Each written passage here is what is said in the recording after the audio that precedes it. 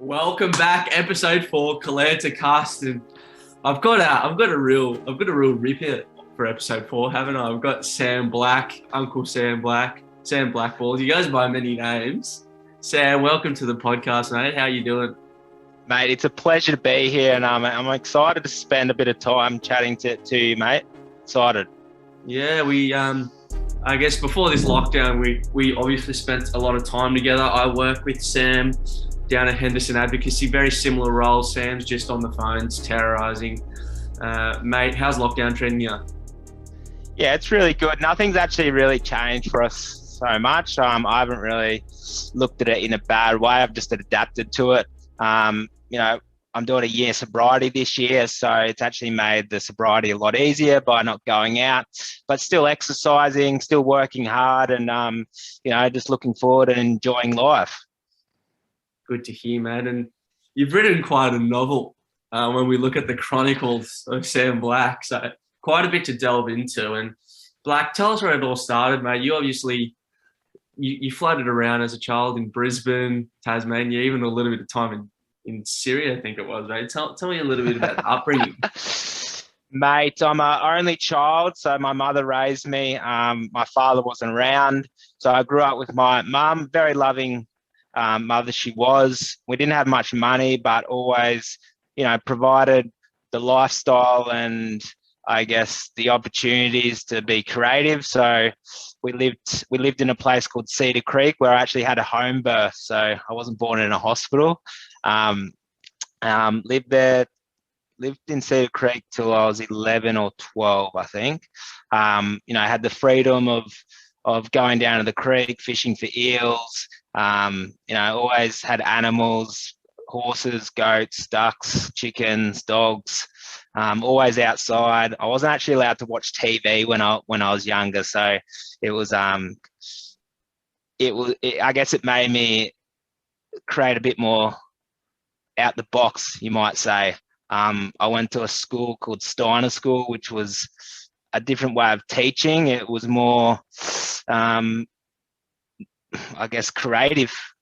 If that's the word. Instead of learning the ABC on a whiteboard, we used to paint the letter A, B, C, and then do like paint an apple or whatever represented the A. And throughout the week, the whole class painted the A, B, C, D, E, F, G, etc. And we used to go around the class, and that's how we learned ABC or the alphabet. That's just one little snippet of how we used to learn. I've already learned a couple of new things about Black, the home birth, and now the creative upbringing down at Steiner School, and obviously spent a bit of time on the farm with the dog Rusty, eh? Yeah, well, Rusty actually came into our life a bit later, but so Mum was an artist, but also art conservator. So she used to fix old paintings, books, all these kinds of belongings that belonged in the museum. So she got a job down in Tasmania at the art. What was it called? Queen Victoria Museum, it was called. So I spent 4 years in Tasmania, and from there, Mum actually met a Jordanian man, and we went and lived in Jordan for a while. They were going to get married. So I went over there when I must have been 13 or something like that. It was before September 11, before all that kind of stuff started. So it was quite an interesting time. I was just so used to it because we would travel. My mum, I guess, traveled a lot with myself. We lived in Thailand for a little bit, traveling to New Zealand, England, a couple of other countries I can't remember. I was so used to like always moving around. So it was such a great adventure, and went to Petra in Jordan. That was amazing. Actually went to Syria before it all got bombed. So it was just it was a really amazing time in my life, and so lucky to have that experience. And being 13, growing up in Jordan, obviously not a standard thing that happens for a young Tasmanian. What was that experience like? like I mentioned, I guess it was normal to me. At the time, we were the only white people there, so always getting stares from the village people. I remember seeing like these three kids on a donkey just walking down the road, and one of them had like an AK-47 in there in his arm. But the most friendliest people had a really amazing time. Learn how to hunt, watch the way that people live over there. Very kind people. The food is amazing, but unfortunately, it didn't really work out because they didn't. Musa and my mum didn't want me to grow up in that sort of environment. I guess it was, they exactly didn't look at Westerners the best. So they were going to get married and move back to Australia, but unfortunately, it didn't work out. So moved back to Australia. And then in year 10, I moved back to Queensland, where mum quit her job, and that's where I finished high school. And that's where I started my career as a aircraft maintenance engineer. And before we jump into working as an aircraft maintenance engineer, what was school like for you? Because obviously you bounced around. How was your experience with school in general? Yeah, look, I'm an introvert at heart, I guess. I've always been a little bit thought differently than other people. Always done my own thing. Always got along with other people than the popular crowd. Like I didn't really get bullied that much, but I was never like the most popular kid, but I was always in different groups at school, always interacting with different people, always liking the different personalities. So I really did like school up to about grade 10. And that's when I started getting a bit over it. But I really enjoyed the learning process and putting myself out there and getting more knowledge and finish school and jump into becoming an aircraft maintenance engineer. What entices that decision, and what was that experience like? Yeah, so at the time, I always thought that being in an office was definitely not for me. I was always really good with my hands at metalwork and woodwork. Really liked maths, but definitely struggled with English a lot. So I guess the way that I was going was becoming like a chippy or a plumber or something like that. And then the opportunity arose that I went to this aviation college, tried to get in there, passed the test, and did a year of study. And you could either become a structures engineer, like so sheet metal worker, or mechanical, and that's fixing like the engines, flight controls, turbines, all that kind of stuff. And then there's avionics, which is obviously the electrical side.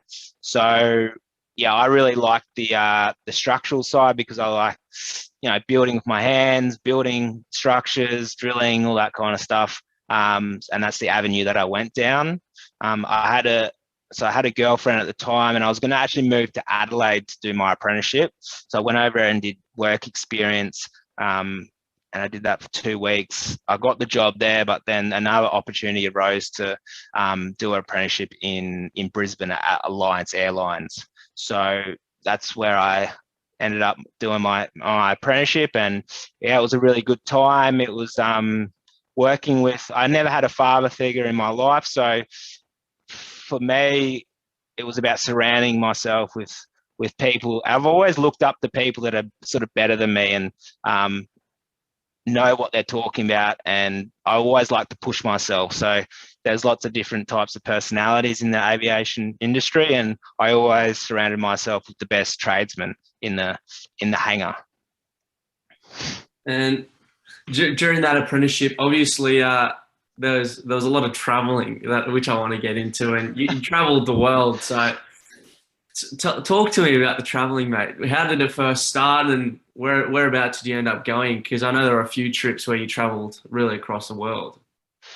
Yeah, so obviously, I think maybe just being so young and seeing the world with my mum, that sort of opened my eyes up a lot.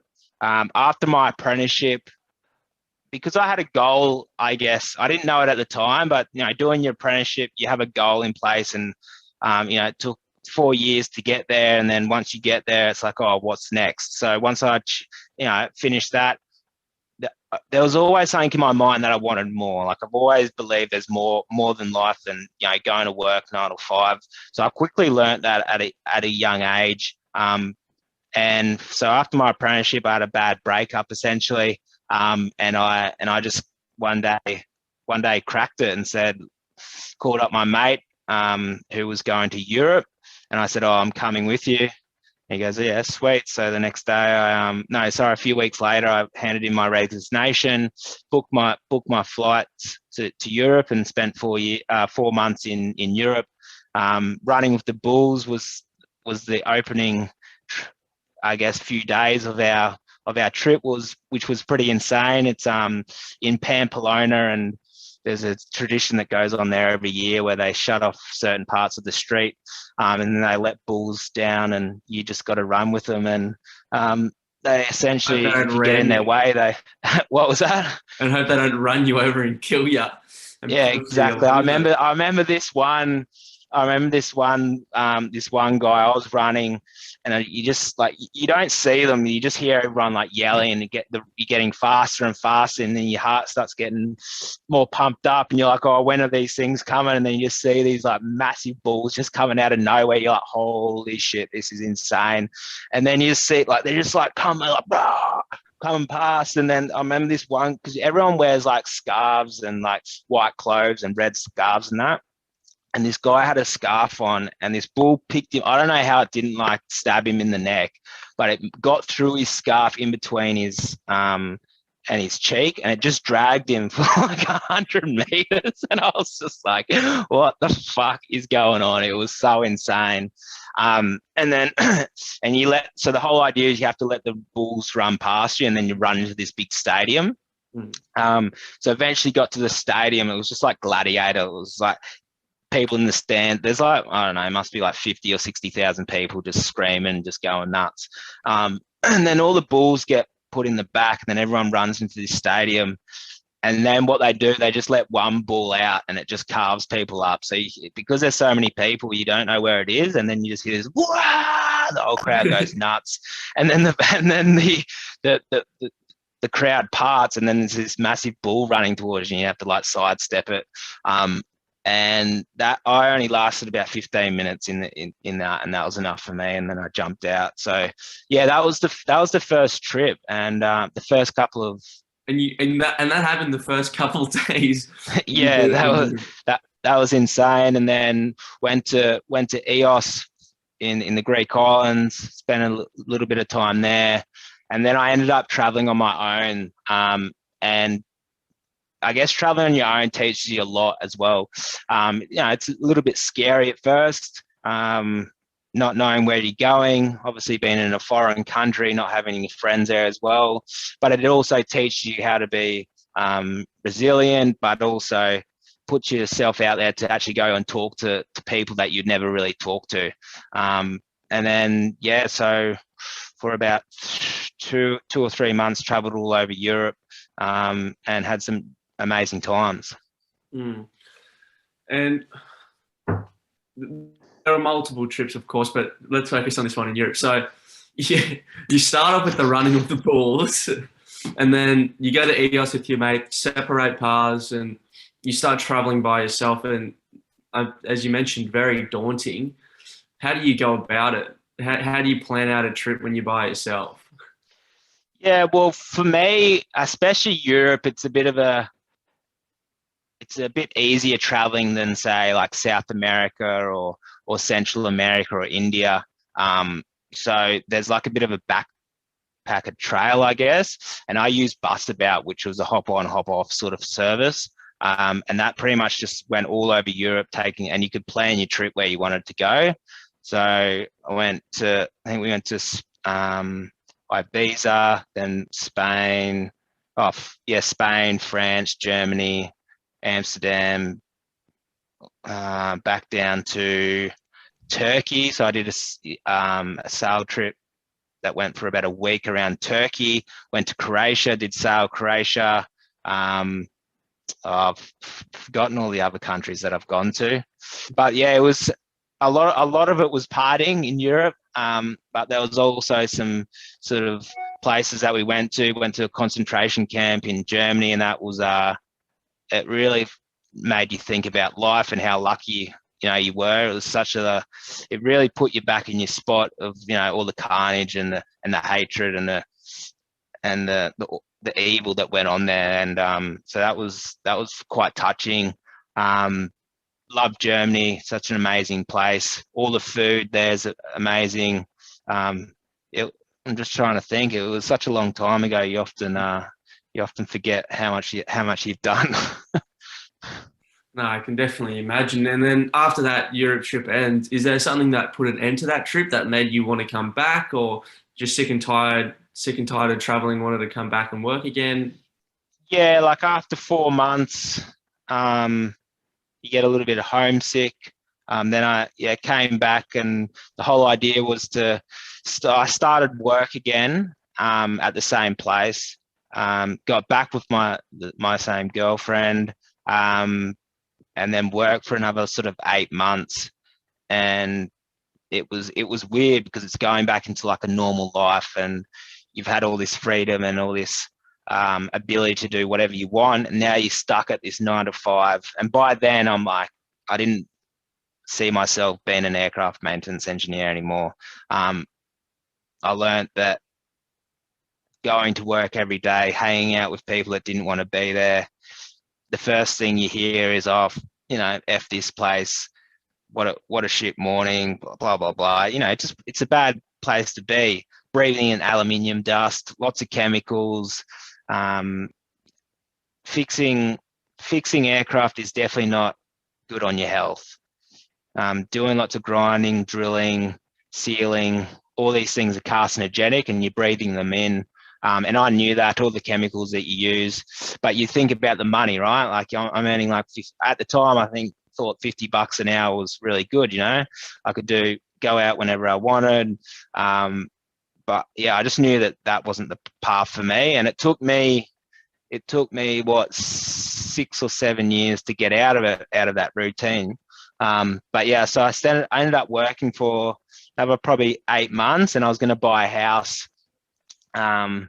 And then had another really hectic breakup, and that just pretty much shattered me. So I literally did the same thing, but on a lot shorter spectrum, and just called up my work.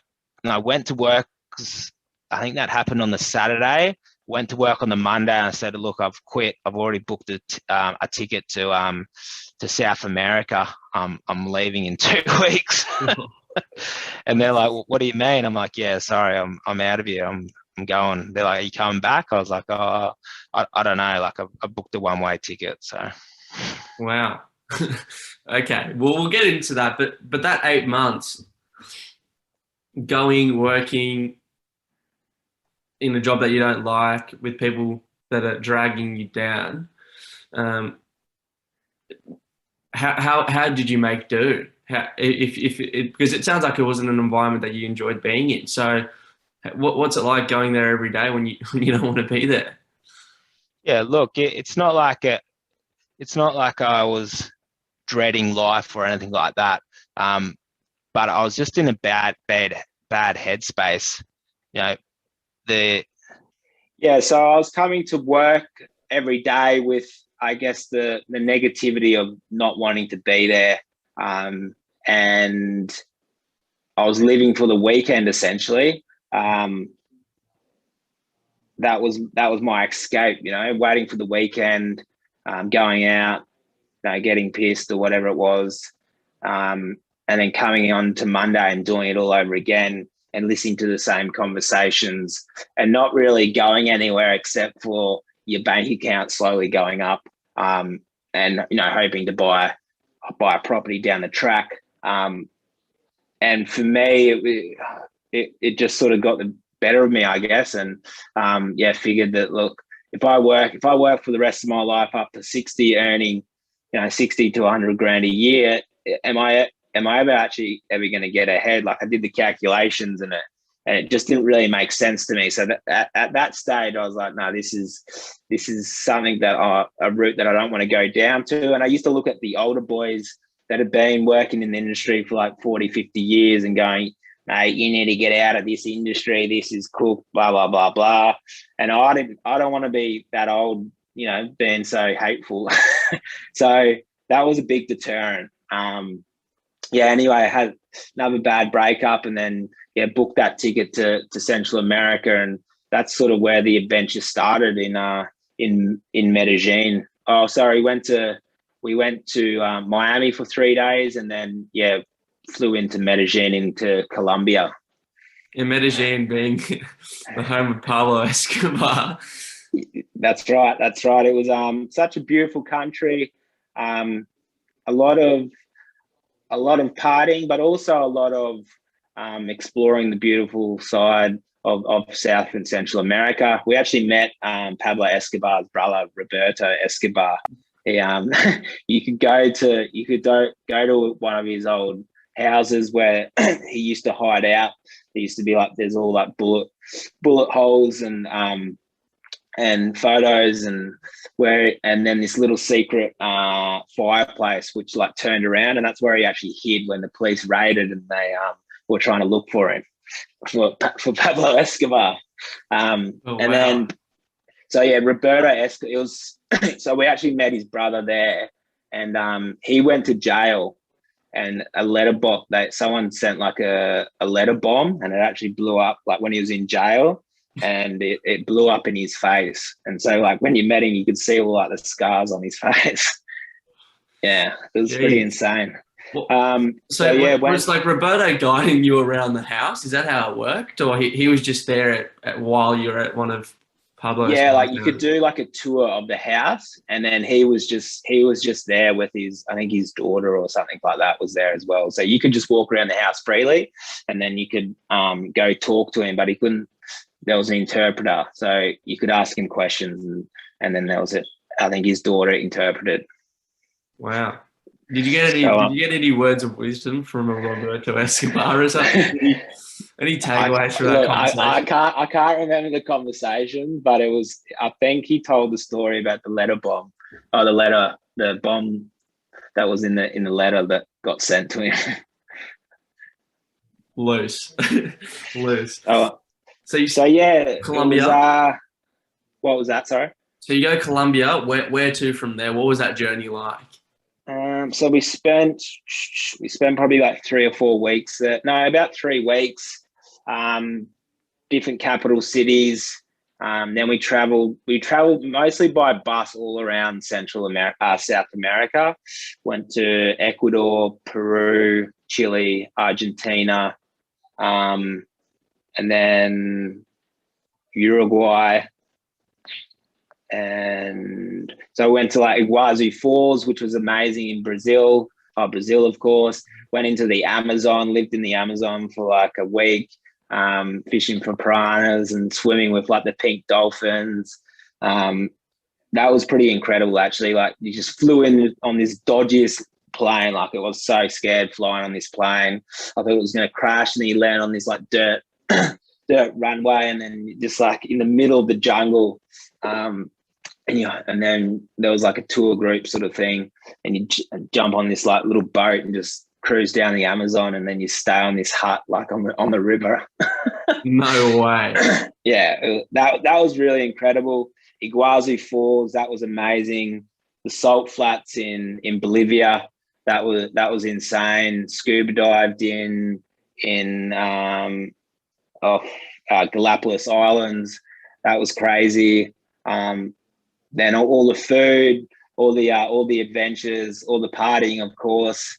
It was. I learned a little bit of Spanish. It's such a great culture over there. Everyone's so friendly, and everyone thinks it's really dangerous. There obviously are parts that you stay away from, but we partied in the favelas in Rio for Carnival. It was so. What's Carnival like?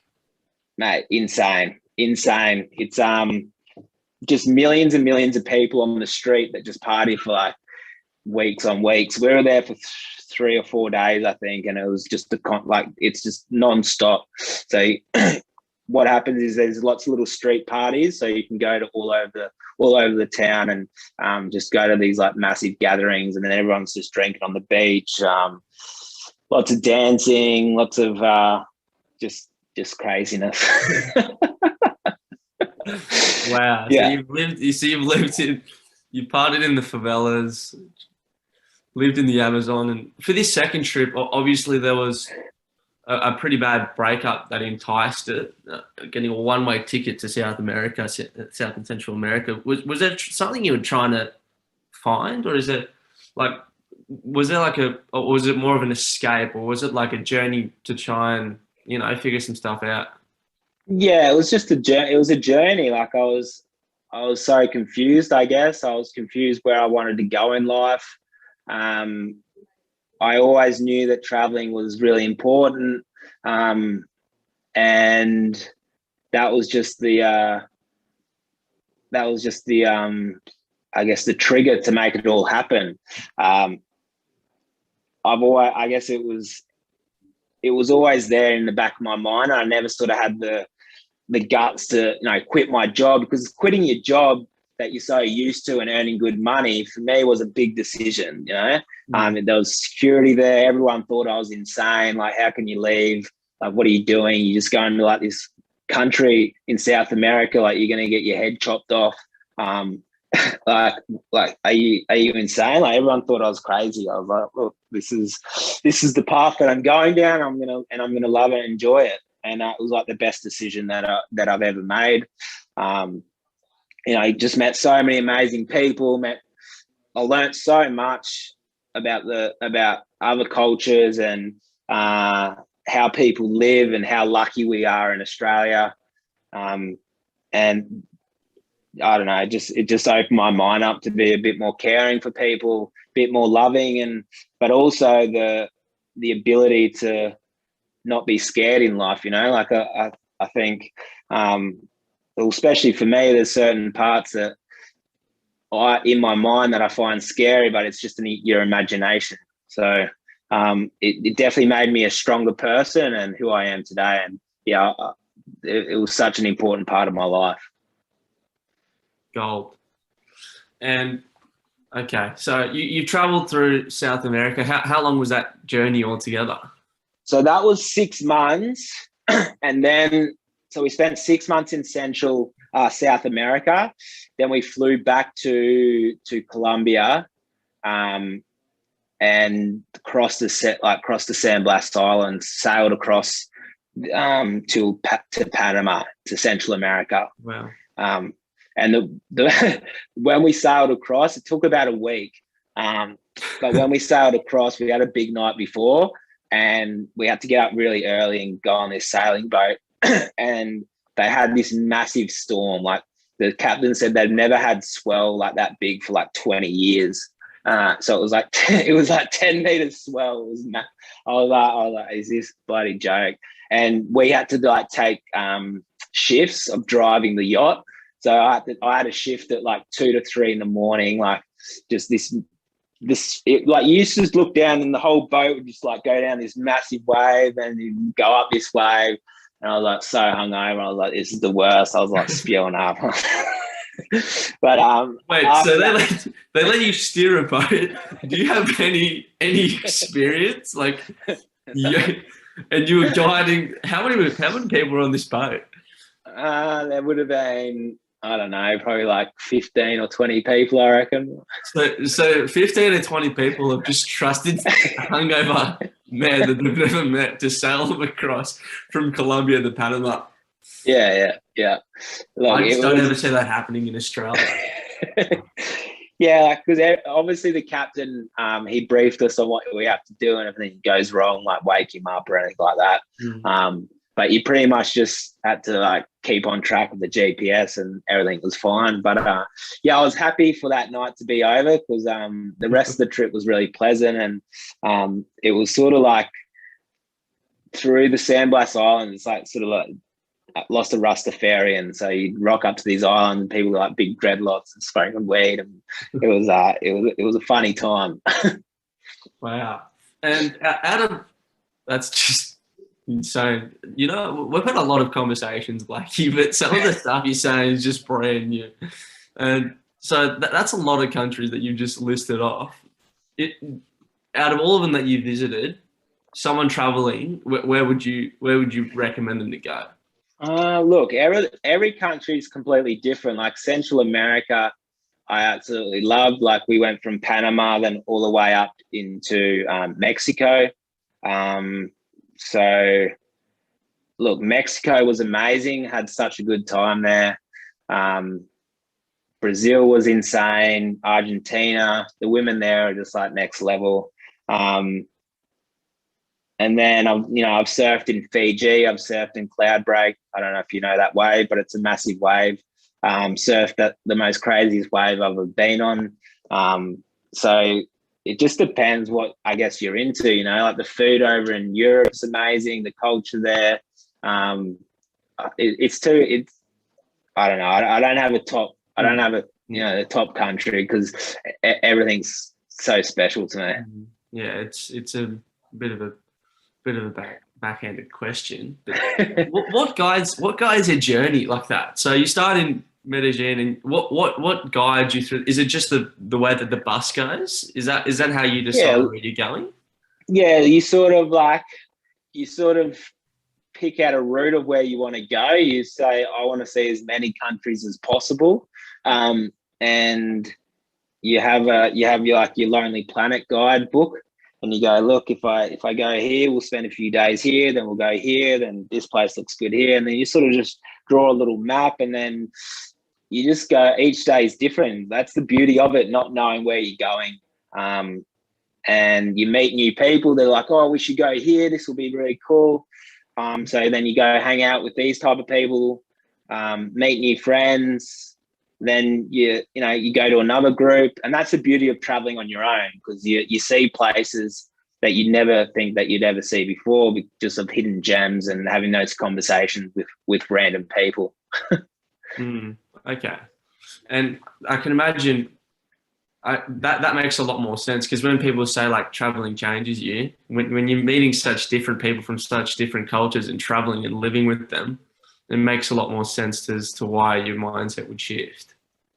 Yeah, exactly. And I was staying in backpackers, so you learn how to live with 4 to 6, sometimes 10 people in a small room. So you learn how to respect people's personal space, but also how to be clean and tidy. And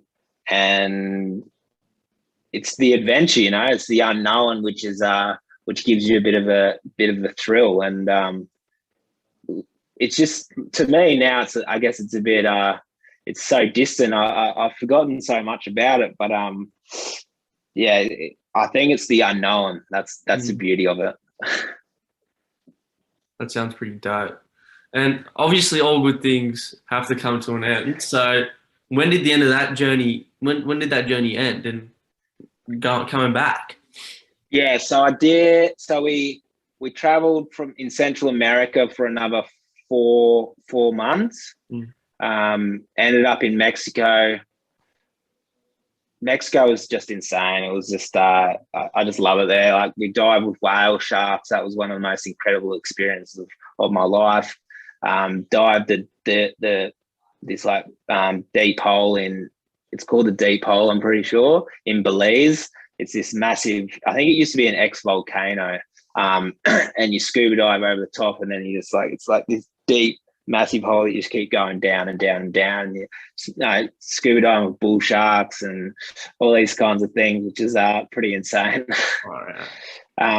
So yeah, ended in Mexico, and I was gonna stay in Mexico, and I was having a conversation because I met up with one of my friends in Mexico, and I was like, oh, where should I go? I was going to stay in Mexico. And then he's like, oh, you should come to Europe. So we flew back to Europe, and we did a season in Eos, in the Greek islands. And that's just one big party pretty much. So after a few months of that, I was ready to come home, and then got back with my girlfriend again, actually. So it was it's like a 4 or 5 year adventure. So got back with her again. and then we ended up traveling India together for 6 months. So I got back. I definitely want to talk about India because we've talked about India a lot. But okay, Yeah. just to piece it together for people hearing this, 6 months in Central South America, then another 4 months. Yeah. So that's 10 months there, and then you ended in Mexico. You've had enough of Mexico. You've had enough of it, and then you go to Europe, and then you come back. How long are you back in Australia for? So I came back. So I traveled in total for about a year, and then came back pretty much to see my mum, actually. So I caught up with her I was in Australia for a month. Just sort of, I guess, got all my things in order. By then I wasn't like going back to aviation at that stage. And then decided to go to India with my not, she wasn't my girlfriend, but we decided to go to India together and travel. And so that India's just that insane, crazy place. So beautiful, so lovely, but so Crazy. polluted, poverty, insane. It's you either love it or hate it. It's pretty intense. Like, it's a really intense country, and it takes a lot out of you. So if you don't adapt to it, if you don't just accept how it is, you're gonna have a really troubled times there. Everyone looks at you. Everyone just stares at you. Like, the further north, there's not many white people there. So I remember just eating like this like curry once, and this old lady, she'd just like look at me like for like 20 minutes straight. I was like, what? Like, what's going on? Like, what the hell? I was like starting to get like a little bit annoyed. Then she'd just start laughing at me, and I was like, it's quite intimidating, I guess, a little bit at times. Was it something in the curry, or did you find out why she was laughing? Nah, I don't think she'd ever seen a white person before. That's probably why. Because we went pretty remote up into the north, so that's probably why. But just insane country, like anything goes. There's no road rules. There's like cows. Cows are holy over there, so they're just like dogs. They just roam the streets. I remember the first day when we got into Delhi, we were catching a train somewhere, and this huge bull just comes onto the railway line. There's like trains going left, right, and center, and this huge bull just comes and starts trying to eat people food and that. And like, to me, I was like, what? Like, if that happened in Australia, it would have been like chaos. Like, people would have been running everywhere, and it was just normal, you know. So bulls just, like, a cow's just walking around, and people are just like, no, not a cow, a bull. Like, this thing is massive. Yeah, and then it just comes up and tries to eat people's food, and people are just like chewing it away. It's like, it literally looks like a pet dog sort of thing. And then it's really dirty over there. Like, in the cities, like, there's like plastic everywhere, pollution everywhere, people just like feces everywhere, dead animals like in the streets. Just it smells a lot, but there's a beautiful side to it as well. The culture there, the people, just the environment, everything's interesting to look at. There's never a dull moment. And just a quick question, like, people, like, you mentioned that you went so remote to a point where, like, you were like the only white, one of the only, an old lady was sitting like a white person for the first time. Like, is there like a point where you're like, you know what, maybe I shouldn't go there? Because, like, we hear stories of like, hey, don't go backpacking because, like, this and this will happen to you, or someone would chop off your head. Like, do you not put a cap on where you go? And is there never a fear of, I might die? Yeah, look, I think you always hear about the stories, right? So the bad things in life trump the best things in life. So I often, you always hear these stories of traveling, and sure, it does happen. Like, a lot of bad things do happen overseas, but it also happens in Australia as well, and in these first world countries. So I don't know. I think you just got to be maybe unlucky. Who knows? I never want. There was a few times where I was endangered, but throughout the times of traveling, but I never felt like I was gonna like lose my life or anything like that. Or maybe that was once or twice, but that's a story for the pub. There's a story, or a Russian man and hitting him off his bike. Yeah, that was a tough time, that one. But yeah. Tell me a little about it, Blakey, because that's how'd that go down? So so this was actually in India, and in India there's lots of Russians because it's cheap to go travel there. And so I was on my scooter, and there's no road rules whatsoever. Not like you can do whatever you want pretty much. People just like pull up their truck and do a U-turn in the middle of the highway. Like it's just chaos. So anyway, I was behind this bus, and I went to go take over the bus, and just up the road there was a bit of a corner.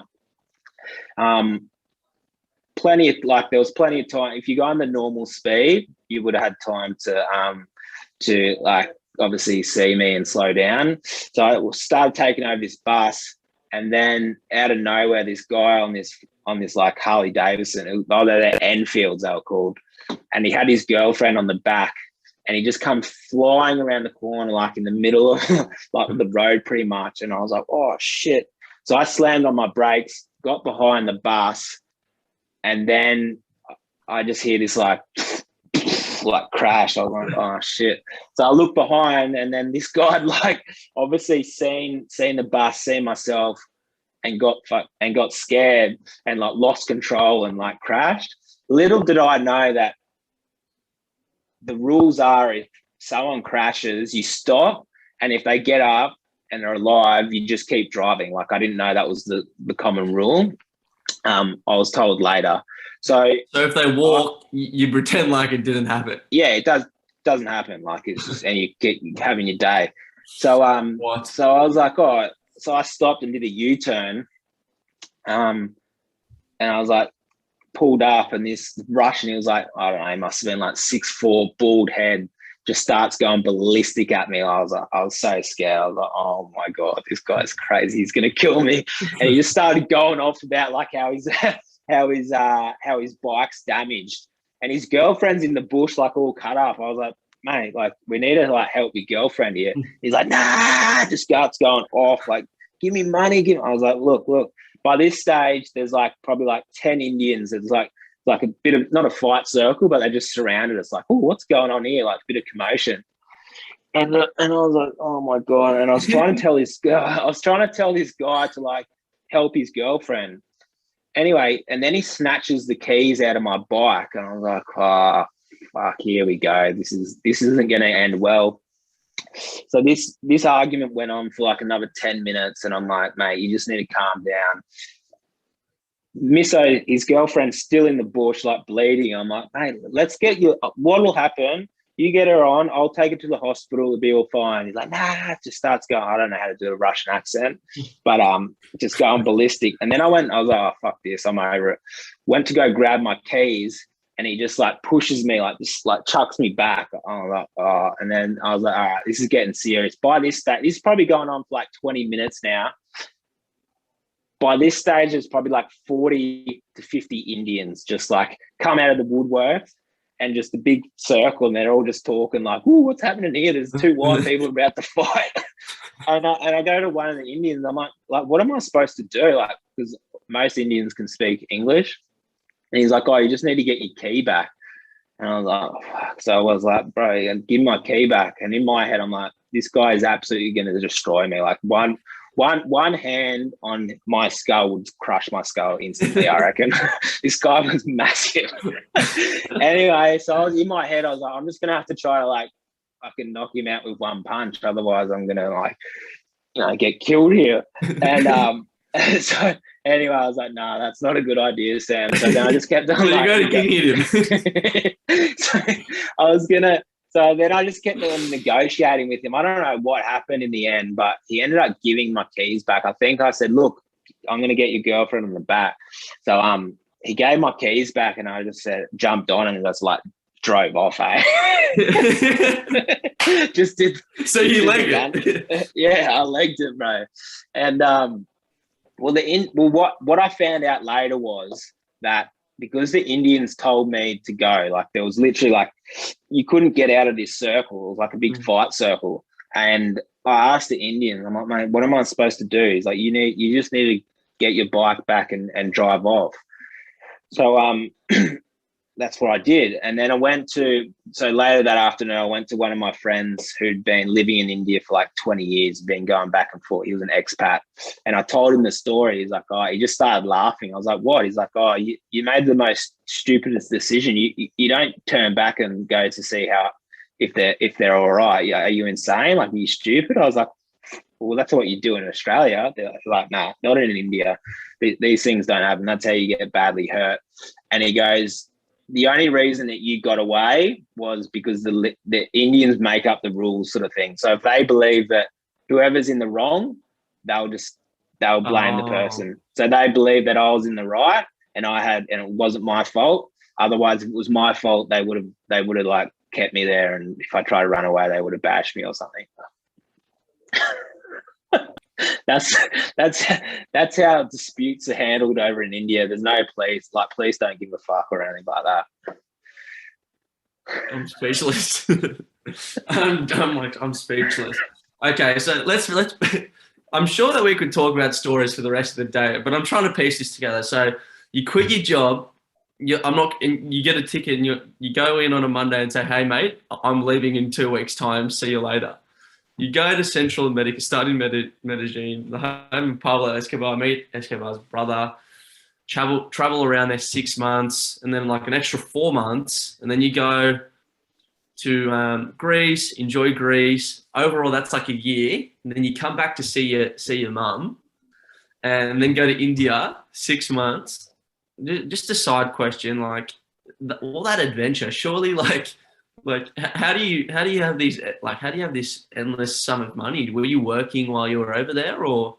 No, so I had a deposit saved up for my house that I was gonna buy, and essentially I was literally about to buy a property like within a few months before quitting and going to South and Central America.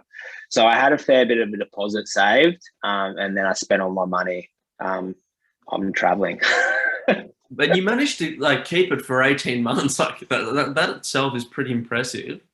Yeah, look, India's pretty cheap. So I think I spent maybe like 15 or 20 grand in India for 6 months. And then I spent maybe like 40 or 50 grand in Central and Southern Europe. So whatever that adds up to. So you can backpack pretty cheap. If you're not What's like a general guide? So like if I was going to go to Europe, like how much would you save up for like, let's say a month of travel in Europe? You I don't know, like 20 grand a month you can get by with 10 grand a month in Europe. Okay. Yeah. But you know, if you had like 30,000 for 2 months, you can do most things and, you know, drink and eat whatever you want and go to cool places and stay in backpackers, you know. Okay. Now coming back, so that's 18 months that you've spent a bit more traveling, experiencing the world, and then you come back to Australia. What's it like reintegrating into culture here? Yeah, look, I guess after that amount of time, I was a bit not over it, but I was definitely missing home a lot. The end of India, I actually learned how to surf. I was not in a bad headspace, but I guess I got stuck in Goa, so that's a bit of a party place there for a few months. And then I got in a bit of a bad headspace of where I want to be in life. You know, I wasn't traveling with my ex-girlfriend at the time, so I was on my own. And India can get pretty lonely, so then I sort of went down south, and I wanted to really learn how to surf. So I learned how to surf in India. Got into yoga in India, and that's sort of where I respected my body a lot more and believed in health. I've always been big on health and fitness, but the last couple of months of India was more of a not a spiritual awakening, I'd say, but a bit more of a direction in where I want to be in life. And surfing is something that's completely changed my life and made me appreciate how special, how special this gift that we have, that we call living is. Wow. So got back to Australia. Then I was contracting. So contracting means that you subcontract to any company that has work, and this was in the aviation. So I was just traveling all over Australia, pretty much just living out of hotels and going to work. And so I did that for what must have been like another 4 or 5 years, I think. Just traveling around Australia and working in different locations, meeting different people. The good thing about contracting, I liked it because after like 3 or 4 months working in a place, you could fuck off and go somewhere else. So it never got boring. Okay. So but that's how I found Newcastle. And Newcastle was a place where I fell in love with, I guess. And for the first time in my life, I was like, this is where I want to live. This is where I want to set up my life. I can really see myself, not settling down, but being in one spot, I guess. That's actually something that I wanted to ask. So in the whole time traveling, was there a place where you're like, this could be home? Or yeah, I was gonna go live in Mexico. Oh, sorry, mate. You did mention that. that. No, like I was gonna permanently go live there. Like when I got back to Australia after a few years, there was a goal in my head. I was like, oh, I'm actually gonna go live in Mexico and go surf there for indefinite amount of time, and maybe start work and learn Spanish and live that kind of life. So, what pulled the pin on that plan? Newcastle. Really? Yeah, Newcastle, because I've never been to Newcastle before. Got a job at the Air Force base there, and I was working on the F-18 fighter jets. And just I don't know. The first time I drove into Newcastle, I saw the ocean, and I was like, this is home. So set up base. Yeah, I was the ability to surf every day and kite surf every day, and I think I was working 4 days a week, so it was a good lifestyle. But that eventually had to come to an end, right? Because now you're in sales, so and you're in the buyer's agent sphere. And just before we get into that, you talk about like you're quite introverted. Obviously, travel would have helped with that. I wrote down a few words here. Like when I look at you today, Black, like you're a very disciplined man. You're exercising like twice a day. You're actually pescatarian now as well, so you eat fish. You're not interested in meat anymore. Very disciplined man. You're waking up for 4:40, is it, every morning? You're meditating Wim Hof every day. Like, how did that switch come about from like all the travel, all the partying, like really just loving life to being as well sober now for over 10, what are we now, 9 months? Like where does that switch come from?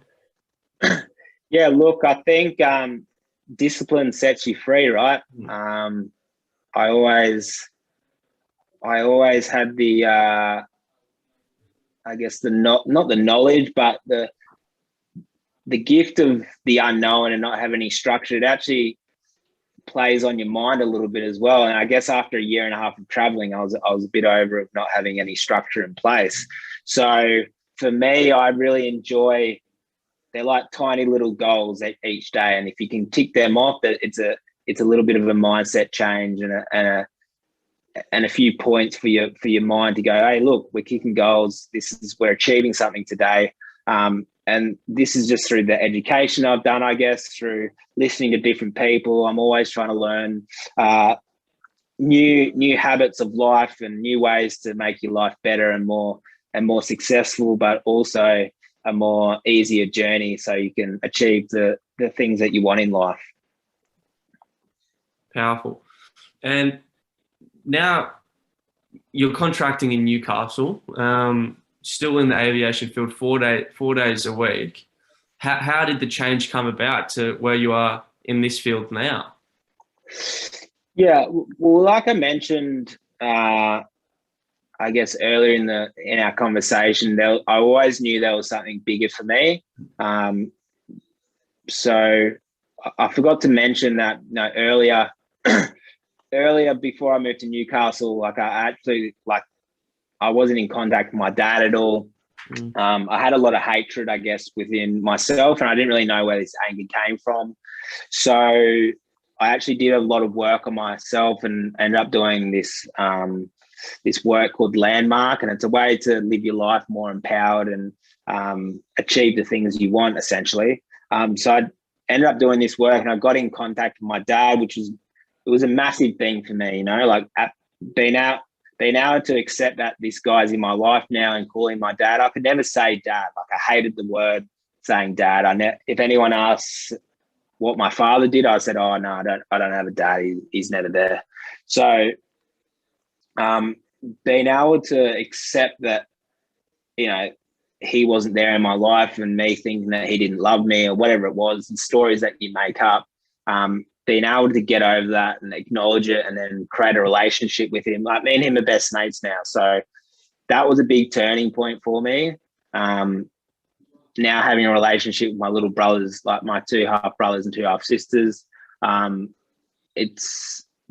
was a bit, like I mentioned, that was a big turning point. So from there, I knew that aviation wasn't for me. Coming to Newcastle, that's where I met Jack, obviously. And that was the exciting part of this new chapter in my life. Oh yeah. And just before we progress, so the work with Landmark, did that come about from wanting to get more from life, like knowing there was more from life? It was more about me and my mum never had I guess, an open communication. There was lots of, she was so loving. She was like the best mum you'll ever meet. But I was very, I guess, secretive of telling her things, and there wasn't much communication. There was always lots of bickering here and there growing up, and she did her best, raising a child on her own, not having much money, not having any support, but being able to provide the best life for me that she could. And I'm like so proud of her, and I love it to bits. And so she did the most amazing job. But that, I guess when I was a bit older, being a teenager, I thought I didn't need anyone. And not the relationship broke down, but she felt like she didn't have a son that she could talk to, essentially. So she got me onto this work, and yeah, it was just a different way of thinking. Instead of me thinking that my dad was a complete asshole, I changed my way of thinking of, what, my dad, he had a choice. Things happen in life. I don't have to think angrily towards him. I don't have to think negative towards him. I can think positive, and I can have a relationship. And from that change of thought process of opinion of someone, I've created a relationship that's fucking amazing, Mm. And I've carried that on into where I am today and the decisions that I make. And it's all about learning, right? I'm not perfect by no means. I've got a long way to go. You're always learning, always trying to push yourself, but it's just about having a tool belt, and a few tools extra on your tool belt makes the job a bit easier. Very powerful, man. Very powerful. And that kind of sounds like the turning point there then, really. So from Sam Black that love the party, love the drink, and just kind of was into aviation, doing something that he didn't really like. I don't mean to put words in your mouth, man. Like, if I'm not saying anything right, please tell me. To someone now who isn't drinking anymore, at least for this year, is waking up at 4:40 every morning in a job that he's passionate about, would you say? 100%. In a job that he's passionate about, working like 12. I see how hard you work, like working from the moment you're up to 6:37 at night. But another thing I wanted to ask, like, I wouldn't say, would you say sales came naturally to you? Definitely not. The Yes. complete opposite. The complete opposite. And all I knew is that I had to surround myself with great people, you know, and that started from, I guess, as a young age, as when I was doing my apprenticeship. I always knew that I had to surround myself with better people than me so I can learn off them. And then I guess the beauty of YouTube and being able to listen to, you know, all the amazing people that put out great content. One of the biggest messages was being in a circle where you are surrounded by greatness and people aren't holding you back. And I guess that I saw that in Jack, you know, like he's a pretty incredible person. He gets a bit of flack from other people that don't really know him, but he has a side to him that's a really gentle side, but also a lot of passion and a lot of drive, and wants to achieve amazing things. And I wanted to be a part of that. Oh yeah. And initially you started off as Jack's cinematographer, right? Yeah, that's right. Because I guess my job ended at the air base with Boeing. I didn't know where to go really. Jack just started his buyer's agency sort of career, and I was a bit confused. Like I didn't want to leave Newcastle, and he's like, "Oh, why don't you come work for me?" I was like, "Oh, what can I do?" He's like, "Oh, I don't know. You can just be my assistant or something." And then he was obviously doing a lot of content, and I was always sort of into photography and you know, being creative on that side. And I said, "Oh, well, I should just become your videographer." So yeah, me and Hendo just getting around. When he first started, he was completely new to the industry, and I was just following him around with a camera. It was pretty funny. Yeah. especially in the eastern suburbs, people were just like, "Who is this? Who are these two people?" And obviously, like, I'll get into this more, but what was Jack like back then? Just quickly, just first starting out to now, have you seen Jack change, or is it the same old Jack that Nah, look, wants it? it's definitely the same Jack. He's gotten a lot more mature, I would say, but same drive, probably bigger ambitions. Everything's bigger with Jack, you know. Everything's bigger. Go home. So, but the biggest thing is probably the maturity side, but also the ability to grow his business and make everyone else, you know, succeed in their dreams as well. He's such a big believer in that. So it's good having someone on your side like that and to look up to as well. Mm. Now, great side note, but I want to get back to you. So, videographer turns into buyer's associate. Yeah. Tell me about that. Well, the beauty of being behind the camera is that you're essentially there listening and seeing it in first person.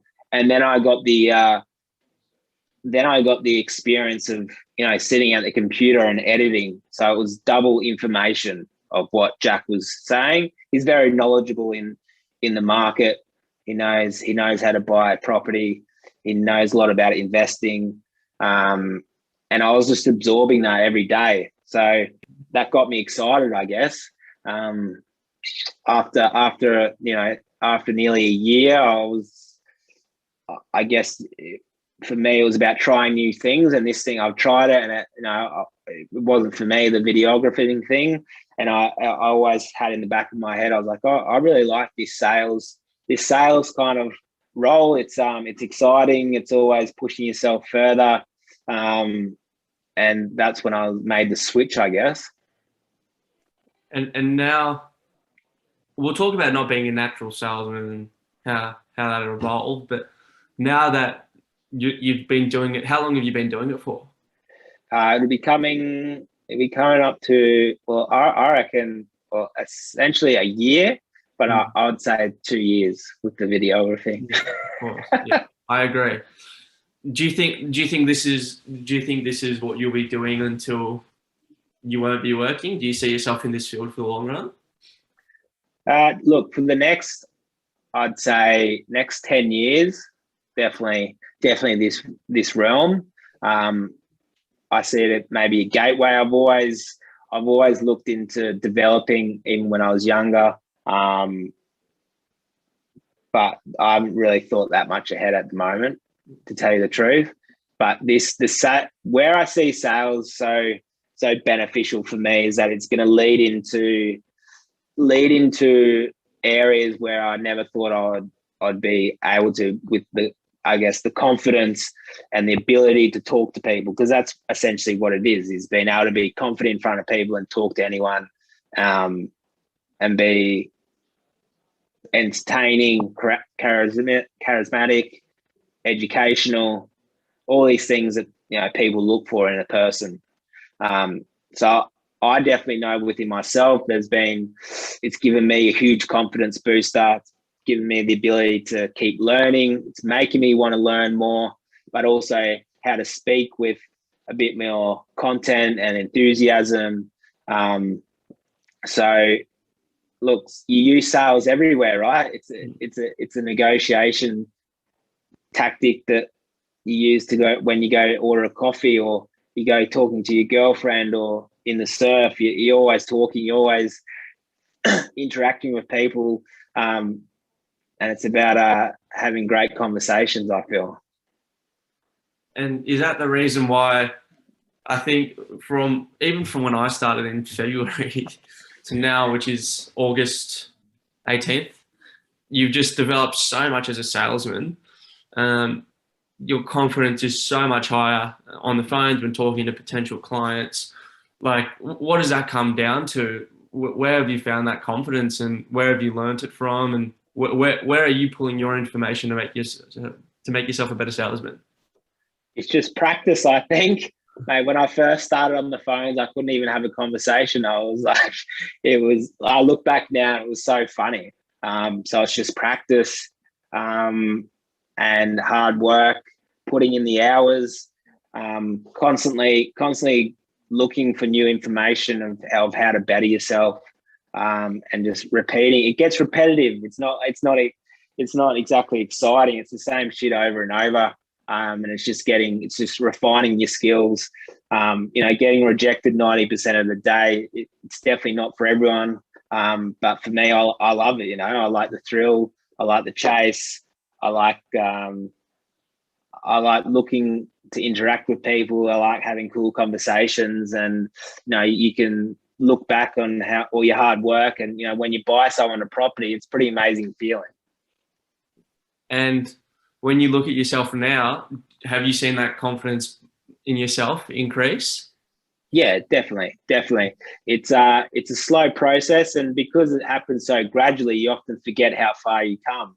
So now I'm doing sign-up meetings on my own, whereas only a year ago I couldn't even pick up the phone and have a conversation with someone. I was so nervous. I was so scared of what I was going to say or not to say.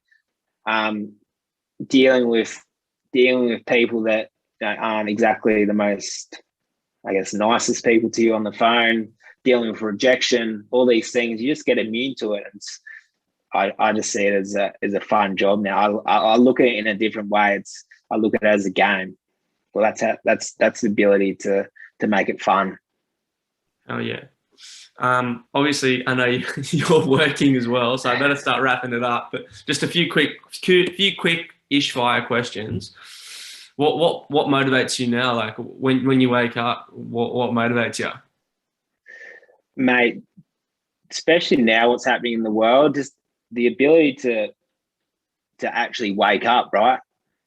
Not everyone gets to breathe fresh air and drink clean water and have a nice bed to sleep in, eat good food, exercise, have the freedom. There's a small majority of the world that actually has that. So biggest thing that I'm learning at the moment is gratitude.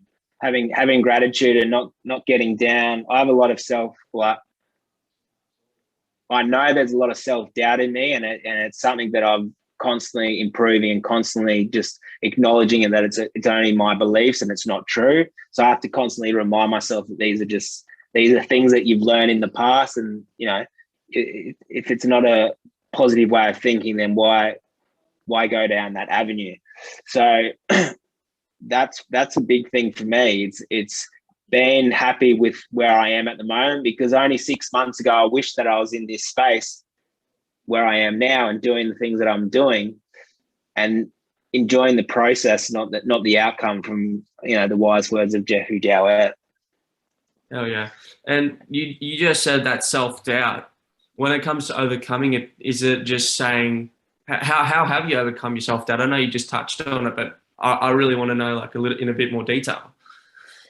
It's about, for me, it's having a conversation with myself. I've got a lot of, let's call it head noise at times. And it's the same as having a conversation with your best mate or your girlfriend or whoever it is. You can have a conversation with yourself. And if you're constantly putting yourself down, well, then why do you want to hang out with that person? Mm. So it's about acknowledging and going, look, Sam, that's not useful for me. Scrap it, And the more that you do it, the more that you practice it, that becomes less and less. And I'm reading the book Principles at the moment, and it's about, he talks about, having problems in your life and how to deal with them. And no matter where you are in your life, if you're the most richest man or the poorest man, you're still going to have these problems in your mind that come. And it's about, weaving through them and dealing with the ones that need to be dealt with, and then the ones that you don't want to waste your energy on, push them to the side and let them disappear.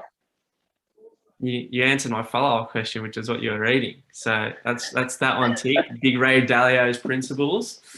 Mate, to wrap up, if you were back when you were 18, 20, around that age, with this new with this new awareness, self-respect, personal development that you have, how would you go about it? If I was doing it again? Yeah, what advice would you give Sam Black of 18, 20 years old? Oh, okay. Sorry, that was very long-winded, wasn't it? My bad. Look, I wouldn't change anything in my life, to tell you the truth. Everything happens because it happens. The biggest thing for me, though, would probably be taking action quicker.